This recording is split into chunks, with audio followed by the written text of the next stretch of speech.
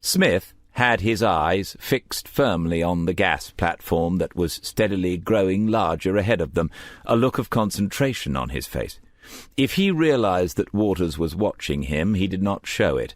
In the 2 seats directly in front of them sat 2 officers that Waters had met for the first time less than 2 hours before, DCI Cara Freeman and her sergeant, Terry Christopher, both from the new Regional Serious Crimes Unit. 4 officers, 2 of them specialists ones, to look into this seemed a disproportionate response, at least initially, and he had said as much to Smith while they waited in the departure room, watching footage of sinking helicopters. Then Smith had explained that any incident on an oil or gas rig beyond the obviously trivial was viewed as a potential offshore security threat.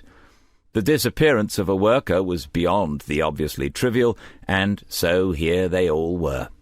The assumption was that it was not a hostage-taking, that there had been some sort of an accident, and it would be left to the local bobbies, that's you and me, Smith had said, to sort it out, RSCU then riding off into the sunset of everyone else's ambitions. The way that Smith had said the very word assumption was enough to remind Waters of the several warnings he had already been given about making such things. That Smith and the DCI had met before was clear enough, but inter-unit relations were not exactly warm as far as Waters could tell. There had been a brief discussion about the plan for the day and about the bare facts, and then nothing more. Waters had tried to catch Smith's eye with a raised eyebrow of his own, but no further explanation had been given.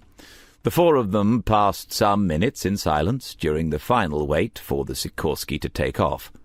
Waters himself had attempted some conversation beforehand with the sergeant, but he soon understood that the apparently friendly smile from the round, bespectacled face was actually one of pity. Waters had no idea why he was being pitied. It might be for his own choice of sergeant, or simply for the fact that he was not a member of the RSCU, or some other arcane aspect of life in the modern police force that he had not yet grasped.